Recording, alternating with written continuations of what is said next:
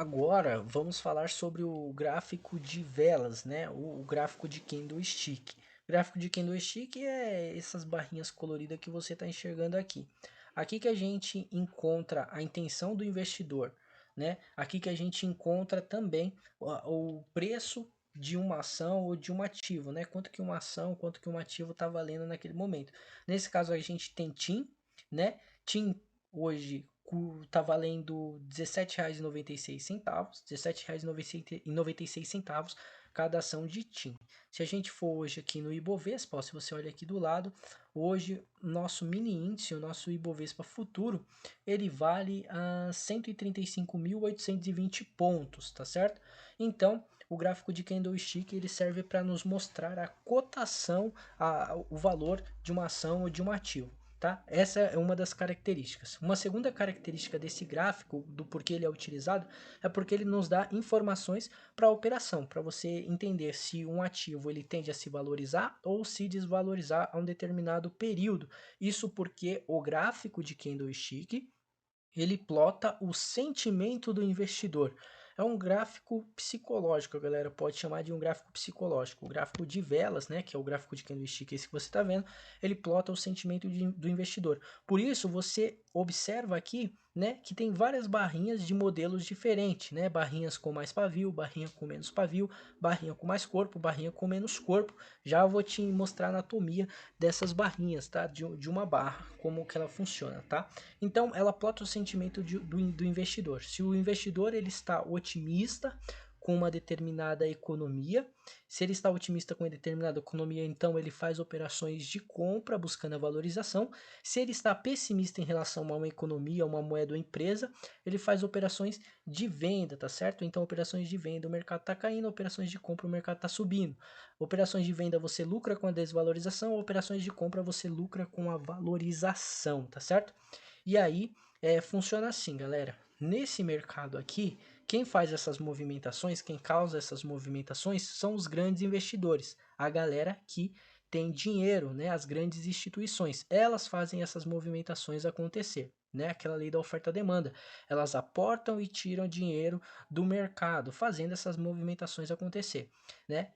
Elas lucram com a desvalorização e com a valorização. E a gente, pequeno investidor, né, que tem pouco recurso, nós seguimos essas grandes instituições, porque com pouco recurso você não consegue movimentar o gráfico, já que é aquela lei da oferta e da demanda, né? Quem tem mais manda mais, tá certo? Então o que que nós fazemos? Nós vemos esse grande investidor mostrando um sentimento aqui de que o mercado vai se valorizar, ó, mostrando um sentimento de que o mercado vai se valorizar, nós vemos ele se posicionar e nós seguimos ele, né? Então nós seguimos essa galera.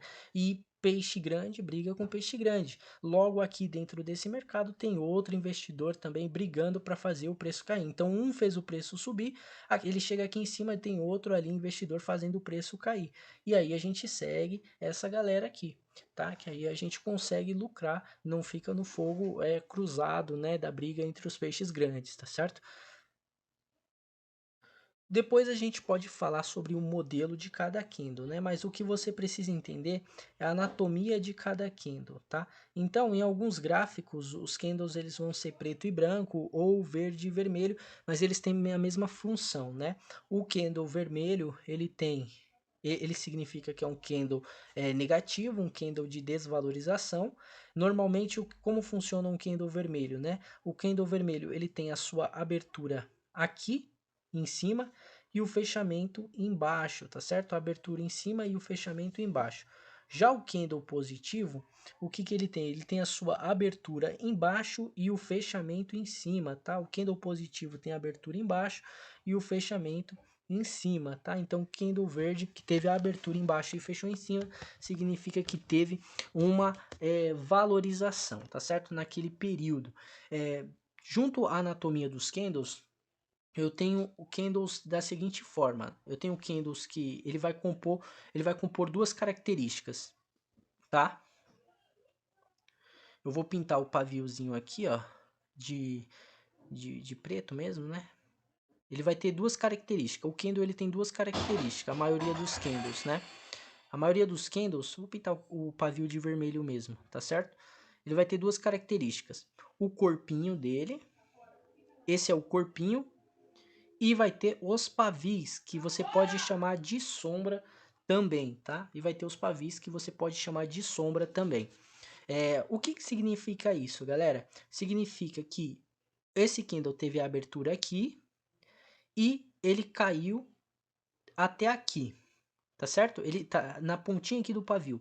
Ele caiu até a pontinha desse pavio, só que ele não se segurou lá embaixo. Então ele retraiu. Quando ele retrai, ele deixa a sombra fechando aqui nessa região, tá certo? Então ele tentou cair além do que ele fechou, mas não conseguiu. Tá retraindo e deixando essa sombra, né? A abertura é aqui, tá certo? A abertura é aqui.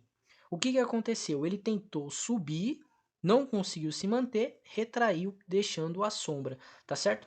Então aqui é uma sombrinha, ou seja, significa o que, galera? Significa que teve, como é um candle de venda, significa que teve compradores, vendedores aqui que não queriam que esse mercado subisse e empurrou para baixo, tá? E aqui teve compradores que não queria ver esse mercado caindo mais e empurrou para cima. Então ele fecha nessa linha aqui, né? Abertura e fechamento, tá certo? Deixando a sombra, beleza? O candle verde ele tem a mesma anatomia também, né? O candle verde ele tem a mesma anatomia. A gente vai ter a abertura na parte inferior. Candle verde é o candle positivo, tá? A gente vai ter a abertura na parte inferior e a gente vai ter o fechamento na parte superior, né? E quando ele tem quando ele tem pavio, o que que significa? A mesma informação do candle negativo, né? Ou seja, o que que acontece? Ele abriu aqui, né?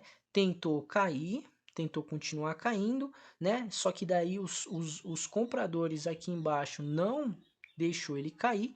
E aí o que que aconteceu? Retraiu para cima, deixando a sombra, tá? Aí aqui é a abertura, né? Aqui é a abertura. Ele subiu, tentou ficar além disso, além do fechamento, né? Tentou ficar além do fechamento, só que daí os vendedores lá em cima, não, a gente não quer ele aqui em cima. E aí o que que acontece? Empurra ele para baixo, ele deixa a sombra fechando aqui, tá certo? As sombras, eles desenham bastante o sentimento do investidor em relação ao mercado. Tanto que o que nós temos aqui? Quando nós temos uma barra cheia, nós temos aqui um grande âmbito do mercado em fazer ele subir. Quando nós temos uma barra negativa cheia, nós temos ali um grande âmbito do mercado em fazer o mercado cair. Quando nós temos barras com pouco corpo e mais pavio, significa que nós temos ali um período de indecisão. Aí pode ser negativo, pode ser positivo, depois a gente aprende algumas nomenclaturas sobre o formato dos candles, tá certo? Então vamos aqui para o mini índice, ó, observar essa informação, tá certo? O mercado ele não cai em linha reta, tá? Então o que que acontece? Se você fez uma compra nessa região aqui, buscando a valorização, o mercado ele não vai subir em linha reta. Então o que que acontece? Ele sobe positivo, desce 2 negativo, sobe positivo, desce negativo. Ele não sobe em linha reta. Mas aqui eu tive uma valorização, tá certo? Aqui eu tive uma valorização.